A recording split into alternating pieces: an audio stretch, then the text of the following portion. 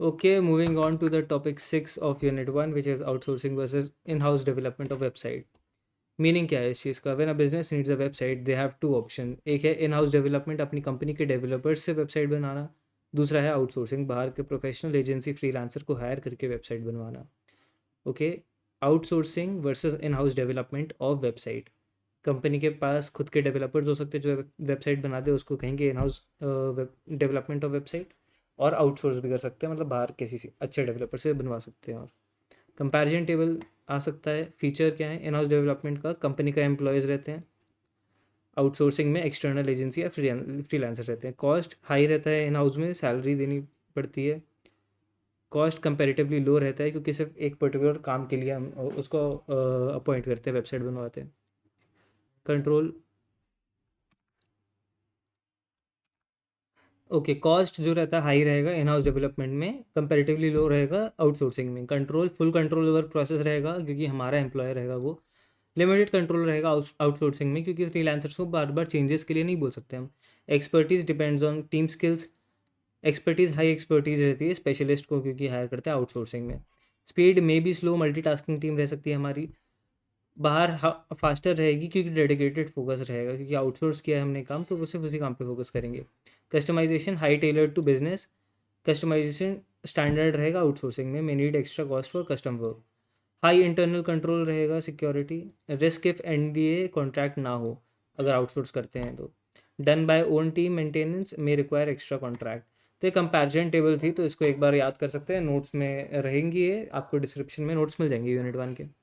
Easy ये notes हैं, ये अच्छे से ईजी टू रिमेंबर नोट्स हैं, बस समझना है हमें कंसेप्ट, फिर अपने मन से आंसर लिखना पड़ता है। वैसे भी कुछ रट के मतलब नहीं, इतना सारा सिलेबस रहता है क्योंकि हर आंसर खुद से ही लिखना पड़ेगा। When to choose what? In house is best for big companies with technical staff.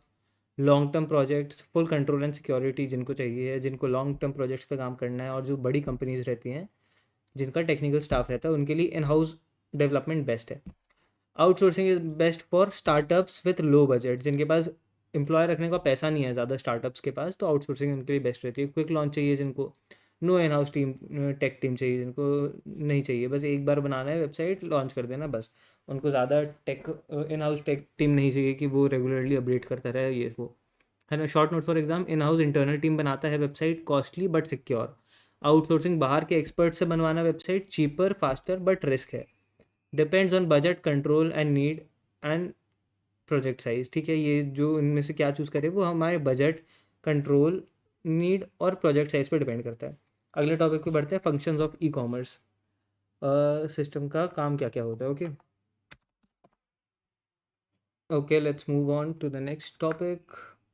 Functions of e commerce. E commerce सिर्फ ऑनलाइन शॉपिंग नहीं है, इसमें कई इंपॉर्टेंट फंक्शंस होते हैं जो पूरे सिस्टम को स्मूथ चलाते हैं। मेन फंक्शंस, मेन कार्य, main functions of e commerce. Buying and selling सबसे पहला तो, ठीक है।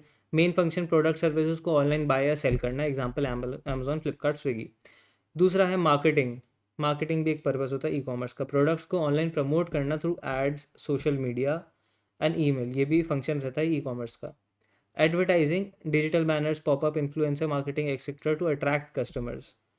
Online ordering, customer product select करता है, कार्ट में ऐड करता है और ऑर्डर प्लेस करता है। Online ordering, online payment, secure methods like UPI, cards, wallet से पेमेंट होती है, ये भी ई कॉमर्स के अंदर ही आता है। Customer support, chatbots, email support, FAQ, return, replacement process. Logistics and delivery, order को टाइम पे कस्टमर तक पहुंचाना through courier partners.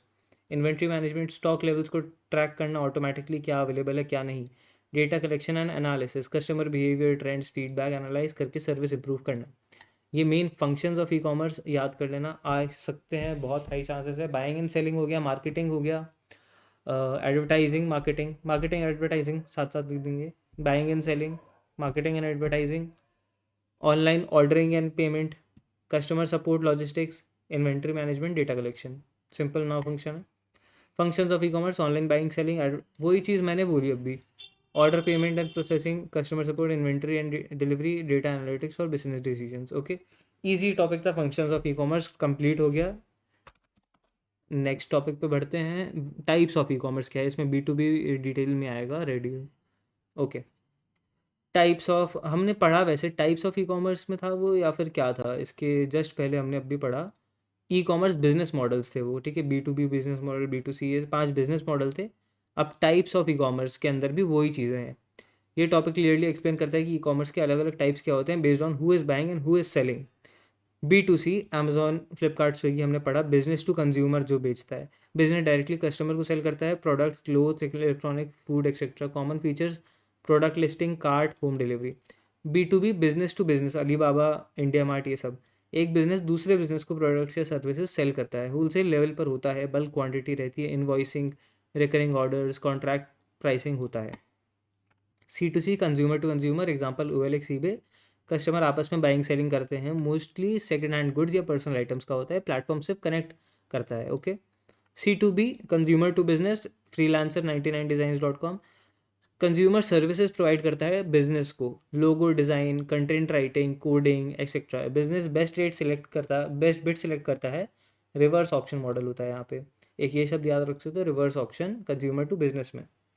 B2G example है GM portal, government e marketplace portal, business government departments को सप्लाई करता है, business government departments को supply करता है टेंडर्स, ऑफिशियल कॉन्ट्रैक्ट्स के through.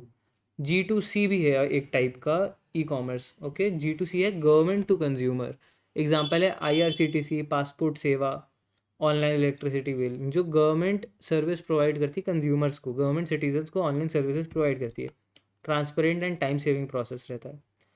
Short notes for exam, B2C ये सारे याद कर लेना, B2G है और G2C है, ये सब हो गया, इजी है, सबके एग्जाम्पल भी याद कर लिए, easy, done. Moving on to the next topic जो कि है e commerce system and prerequisites. Okay, e commerce system क्या होता है? It is a complete setup that allows a business to conduct on transactions online.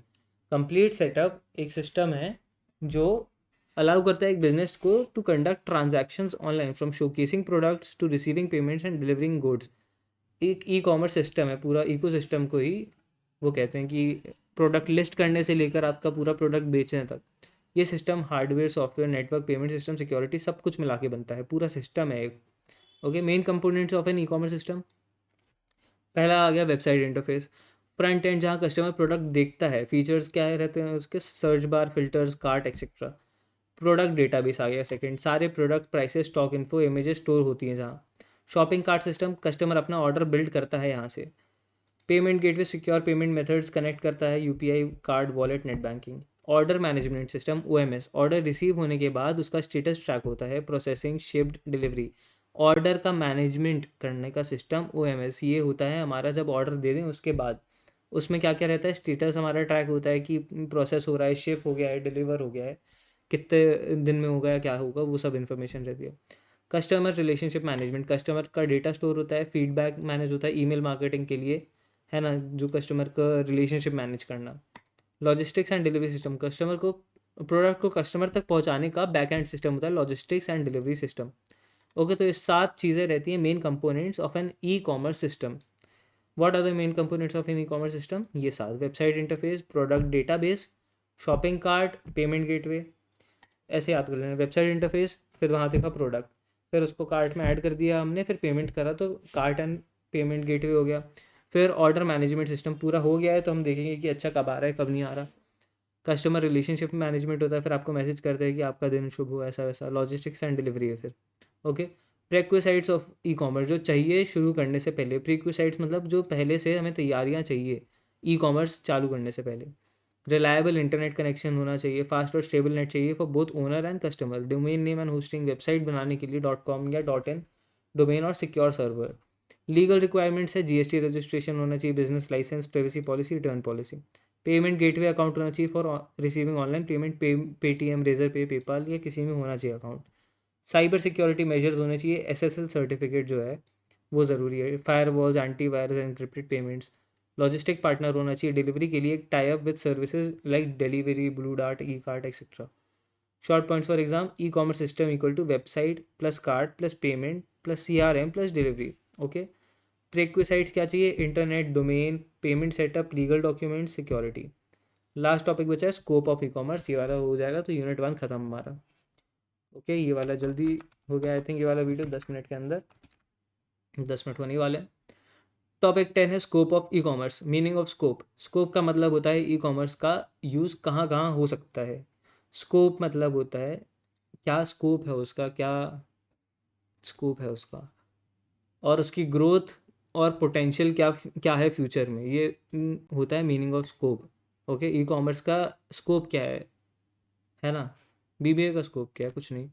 वैसे ही ई commerce का scope क्या है, कहाँ कहाँ यूज़ हो सकता है और उसके ग्रोथ और पोटेंशियल का क्या है फ्यूचर में।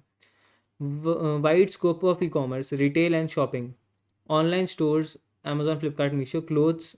Wide scope of e commerce, अच्छा ठीक है। एक स्कोप ये है कि रिटेल एंड शॉपिंग के लिए यूज़ होता है ना e commerce. Banking and finance, net banking, online insurance, loan processing, mobile banking apps, SBI, YONO, Paytm, भीम। ट्रैवल एंड टूरिज्म में होता है IRCTC, MakeMyTrip, redBus, ticket, hotel booking, सब ऑनलाइन होती है। एजुकेशन में ऑनलाइन कोर्सेज, अन academy हो गया, बाईजूस हो गया, Coursera, digital libraries. Health care में होता है Practo pharmacy, online appointment booking, e prescription, medicine delivery, ये सब चीज़ों में भी होता है। मतलब समझ लो ई कॉमर्स का स्कोप क्या है, बहुत वाइड स्कोप है, हर चीज़ में है। क्योंकि किस किस में, travel tourism, education, health, travel tourism, main sector समझ लो। Banking, finance, retail, shopping, entertainment में भी होता है। ओटीटी प्लेटफॉर्म हो गया, नेटफ्लिक्स, स्पॉटिफाई, यूट्यूब, क्या है ई कॉमर्स प्लेटफॉर्म्स है। सर्विस दे रहे हैं वो आपको, एंटरटेनमेंट सर्विसेज दे रहे हैं। Government services, electricity, water bill payment, passport, driving license renewal, ये वो। Job market, job searching and applying, Naukri.com, LinkedIn, Upwork. Real estate, MagicBricks, 99 acres सुना ही होंगे। Buy and sell property online. International trade के लिए global selling and buying possible via eBay, Amazon global. Short notes for exam. E commerce का scope है in retail, banking, travel, education, health care, government services, jobs, real estate, entertainment. Offers convenience, global access, cost saving, 24/7 availability, जो एकदम शुरुआत में पढ़ा था हमने। Okay, significance of e commerce के अंदर फुल रिकैप है यूनिट 1 का। Concept, online buying and selling, driving forces, tech, economy, social changes, ये सब ड्राइविंग फोर्सेस है ई कॉमर्स की। बिजनेस मॉडल है B2B, B2C, C2C, C2B, plus 8 की एलिमेंट्स भी हैं। Design, website, domain, platform design, payment, hardware, software, server, hosting, payment, CRM। In house versus outsourcing, cost versus control होता है। इधर पे कॉस्ट इफेक्टिव रहता है, इसमें कंट्रोल हमें, इन हाउस में कॉस्टली रहता है, आउटसोर्स में कंट्रोल नहीं रहता। जो भी हो, functions, buying, ads, delivery, support, types, B2B, B2C, C2C, etcetera. System and prerequisites, component पे सेटअप। ओके, ये सारा हमारा था रिकैप। हमारा पूरा यूनिट 1 कंप्लीट हो चुका है। ये यूनिट 1 का पार्ट 2 था। अगर आपने पार्ट 1 नहीं देखा, जिसमें शुरुआत के 5 टॉपिक्स थे, वो आप जाकर देख सकते हैं। तो ये यहाँ पे हमारा हुआ यूनिट 1 समाप्त। इसके बाद यूनिट 2 का वीडियो इसके बाद देख सकते हैं आप, जो कि प्रोफाइल में डाला है मेरी। And thanks for watching. हो सकता है आपको अच्छे से समझ में आया हो। सारे नोट्स और सिलेबस और इम्पॉर्टेंट क्वेश्चंस मैं डिस्क्रिप्शन में डाल दिए हैं ऑलरेडी। आप जाके PDF देख सकते हैं, उसको डाउनलोड करके उधर से भी पढ़ सकते हैं। Thanks for watching this video and I will see you all in the next one. Bye bye.